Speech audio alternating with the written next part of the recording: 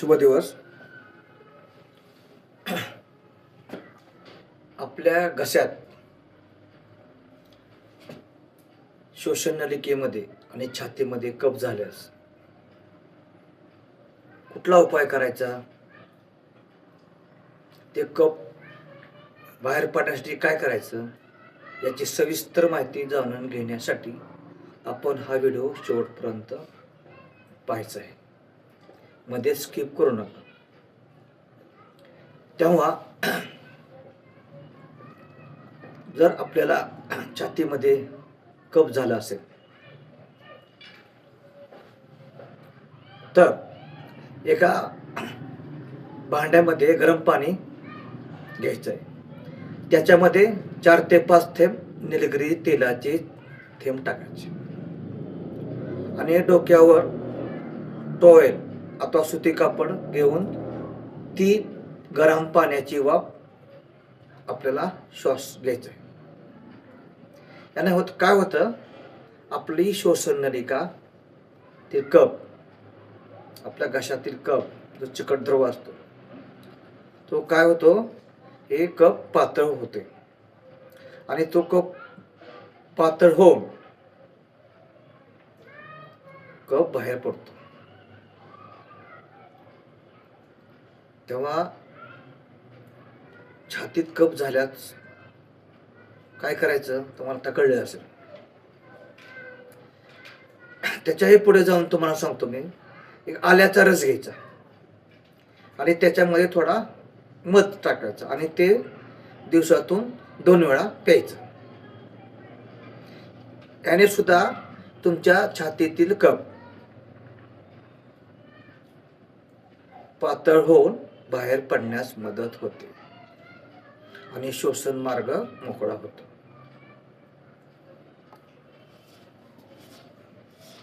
बऱ्याच जणांना कफाची होण्याची शक्यता असते, सवय असते. मग अशा व्यक्तीने ही काळजी घेणे अत्यंत गरजेचं आहे. किंवा एक करा, एक ग्लास कोमट पाण्यामध्ये अर्धा चमचा मीठ टाका. किती? 1 ग्लास कोमट पाण्यात अर्धा चमचा मीठ टाका आणि याने गुळण्या करा. याच्यामुळे होतं काय बघा, तुमच्या घशातील इन्फेक्शन असतो, कफ झाला असेल तर तो बाहेर पडण्यास मदत होते. कफ पातळ होतात, आणि अद्रकचा रस 4 आणि मध एकत्र घेतले तर मात्र श्वसन नलिकाचा मार्ग मोकळा होतो. श्वसन मार्ग मोकळा होतो. जर तुमचे नाक चोंदले असेल तर हा उपाय जरूर करा.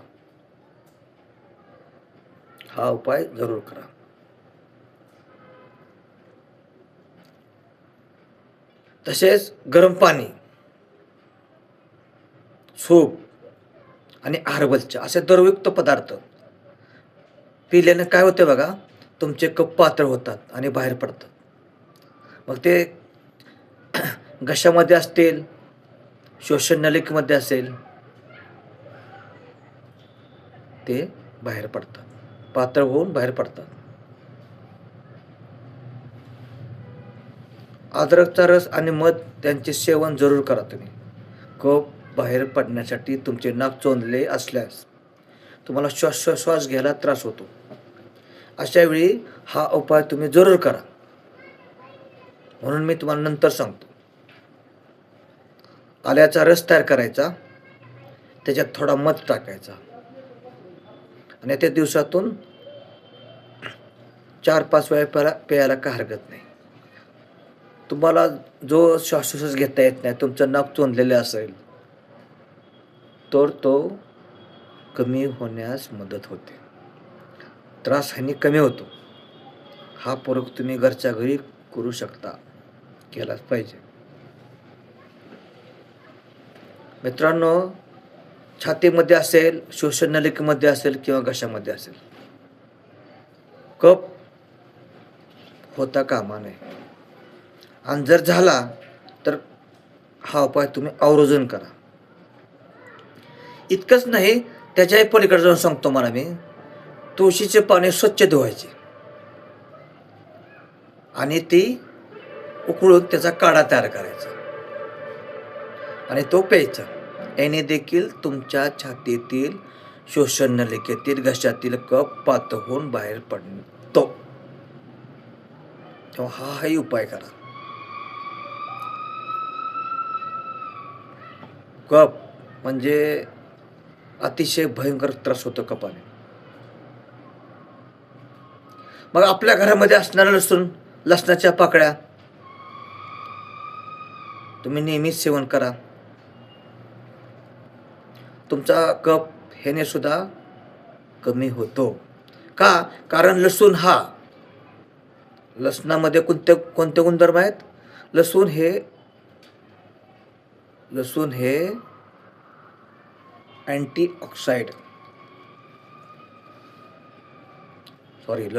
अँटीबायोटिक आहे आणि हे अँटीबायोटिक गुणधर्म असल्यामुळे लसणामध्ये कच्चा लसूण खायला काहीही हरकत नाही. तुळशीची पानांचा उकळून काढा करा आणि तो 4-5 वेळा प्या. किंवा लसूण कच्च्या पाकळ्या चावून खा आणि वरून कोमट पाणी प्या. कारण लसूण हा अँटीबायोटिक आहे, हे विसरता कामा नये. कोणताही प्रयोग करा तुम्ही. आणि याच्या जोडीला तुमचे शरीर जे आहे ना ते हायड्रेट ठेवा. तुमचे शरीर हायड्रेट ठेवा. आणि झोपल्यानंतर झोपत असताना छातीमध्ये कफ जमा होणार नाही याची काळजी घ्या. असं झोपायचं, असं डोकं ठेवायचं की छातीमध्ये कफ होणार नाही याची काळजी घ्यायची. आता छातीमध्ये कफ झाल्यास छाती जडजड वाटते बघा.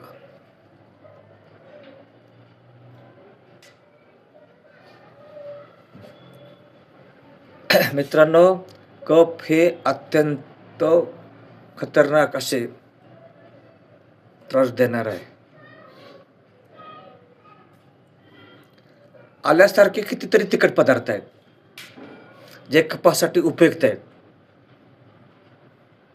उदाहरण द्यायचं झाल्यास लवंग असेल, दालचिनी असेल, तुम्ही लवंग चागळा, दालचिनीचा तुकडा चागळायचा, किंचित मिरी पावडर. कफासाठी दालचिनीचा तुकडा अत्यंत महत्त्वाचा आहे, लक्षात ठेवा. कफासाठी दालचिनीचा तुकडा अत्यंत उपलब्ध आणि महत्त्वाचा आहे. तो आपल्या घरामध्ये उपलब्ध असतो. आपल्या स्वयंपाकघरामध्ये दालचिनीचा तुकडा असतो. कफ झाल्यास चटकन दालचिनीचा तुकडा तोंडात टाकायचा आणि चगळत बसायचं. जबरदस्त फायदा होतो. उपाय उत्तर करून पहा. छान असा उपाय आहे, करून पहा तुम्ही. आल्याचा रस आणि मध यांचे मिश्रण जरी तुम्ही दिवसातून 4 ते 5 वेळा पेला तरी तुमचे चोंदलेले नाक श्वसन मार्ग मोकळा होतो आणि श्वास घेण्यास त्रास होत नाही. लसणाच्या पाकळ्या कच्च्या खायच्या आणि वरून कोमट पाणी प्यायचं. या 3 जरी गोष्टी तुम्ही रोज नियमितपणे केला तर 3च दिवसामध्ये तुमचा कफ, मग तो घशात असेल, श्वसन नलिकेत असेल किंवा छातीत असेल, पातळ होऊन बाहेर पडतो. कुठले? अद्रकचा रस आणि मध. अद्रकच्या रसात मध टाकायचा आणि ते दिवसातून 4-5 वेळा प्यायचं. हा पहिला उपाय. आणि दुसरा उपाय, आता सांगितल्याप्रमाणे कच्च्या लसणाच्या पाकळ्या चावून खायच्या 2 टाईम. वरून कोमट पाणी प्यायचं. हा दुसरा उपाय. आणि नाक चोंदले असल्यास काय करा मात का, गरम पाण्यामध्ये एक छोटंसं भांडं घ्यायचं, त्यात गरम पाणी आणि निलगिरीच्या तेलाचे 4-5 थेंब टाकायचं आणि त्या गरम पाण्याची वाफ घ्यायची आणि तो श्वास घ्यायचा, गरम पाण्याच्या वाफेचा श्वास घ्यायचा. आणि हे करत असताना तुम्ही डोक्यावरती सुती कापड किंवा टॉवेल घ्या. ह्याच्यामुळं काय होतं बघा, तुमचा घशातील श्वसनलिकेतील असणारा कफ जो साचलेला असतो ना, तो पातळ होतो आणि बाहेर पडतो. तेव्हा काळजी घ्या.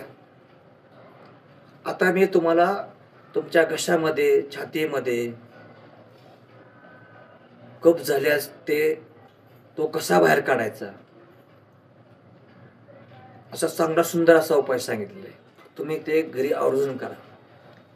आणि शक्यतो ॲलर्जीमुळे सुद्धा सर्दी होते आणि कफ होतो. काय बघ, काही लोकांना ॲलर्जी असते, सर्दी होते आणि नंतर मग सर्दी घट्ट होते आणि कफ होतो, मग परत श्वास घ्यायला त्रास होतो. हिवाळ्याच्या दिवसामध्ये देखील काय होतं, आपल्याला सर्दी खोकला होतो आणि त्याच्यातून कफ निर्माण तयार होतो, घट्ट सर्दी होते आणि कफ तयार होतो. एखाद्या थंड पदार्थ खाण्यात आले तरी आपल्याला कफ तयार होतो छातीमध्ये किंवा घशामध्ये. म्हणून आता सांगितले 3 उपाय तुम्ही जरूर करा. हा उपाय तुम्ही जरूर करा, फक्त 3 उपाय करा. काय होईल मग का, हे 3ही उपाय जर केले तर तुम्हाला होणारा कफाचा त्रास लगेच पूर्ण बरा होईल. कफ पूर्णपणे शरीरातून निघून जातील. मग छातीत राहू द्या, घशात राहू द्या, आणि तुमचा श्वास घ्यायला त्रास होत नाही, भले तुमचे नाक चोंदले असले तरी. एवढं करा फक्त. काय करायचं, आता सांगितलं. गरम पाण्याची वाफ घ्यायची. कशी घ्यायची, त्या गरम पाण्यामध्ये निलगिरीचे 4-5 थेंब टाकायचे. याने काय होतं, तुमच्या घशामध्ये असणारा कफ पातळ होतो आणि बाहेर पडतो. सोबतच आद्याचा रस घ्यायचा आणि त्यात थोडा मध मिसळायचा आणि ते पाणी दिवसातून 4 ते 5 वेळा प्यायचे. हा दुसरा उपाय. तसेच लसणाच्या पाकळ्या कच्च्या चावून खायच्या आणि वरून अर्धा कप कोमट पाणी प्यायचं. आणि काय होते, या 3 उपायाने तुमचे कफ कितीही राहू द्या, बाहेर पडण्यास मदत होते. घशातील आणि छातीतील कफ बाहेर पडण्यास मदत होते. मित्रांनो, 1 ग्लास कोमट पाणी घ्या, त्याच्यात अर्धा चमचा मीठ टाका आणि त्याच्यात फक्त गुळण्या करा. तुम्ही गुळण्या करा. हा उपाय केल्याने तुमचा कफ पातळ होतो आणि कफ छातीच्या बाहेर पडतो. त्यामुळे घशातील आणि श्वसन मार्गातील कफ बाहेर पडण्याला हा उपाय सुद्धा चांगला आहे. तुम्ही नक्की हा उपाय करून पहा आणि मग तुम्हाला समजेल. आणि तुमचा कफ कमी झाल्यास कमेंट बॉक्समध्ये लिहा. तेव्हा काळजी घ्यायची. फक्त कुठली काळजी घ्यायची, तर कफ होऊ नये यासाठी उपचार करायचे. थंड पदार्थ खायचे नाहीत.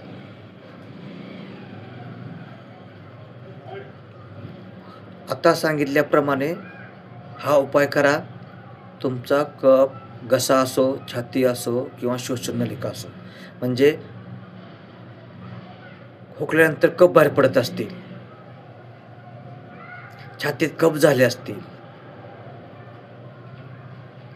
किंवा नाक चोंदले असेल, सर्दी होऊन काय होते बघा, नाक चोंदते का, कारण ती सर्दी घट्ट बनते, याच्यामुळे देखील कफ तयार होतो. आणि हे कफाचे प्रमाण कमी करण्यासाठी, कफ पातळ करण्यासाठी हे आता जे उपाय सांगितले तुम्ही आवर्जून करा.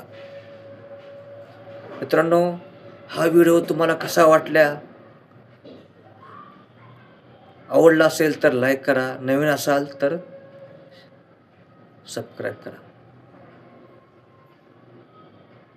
असं काय नाही का हा कप फक्त हिवाळ्यातच होतो, हा कप उन्हाळ्यामध्ये बी होतो.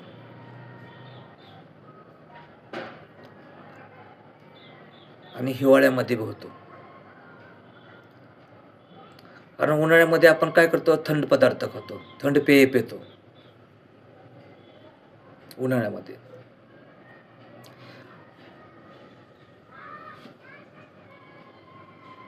त्याच्यामुळेच हा कफाचे प्रमाण आपल्या छातीमध्ये वाढते. कफ ॲलर्जीमुळे होतो.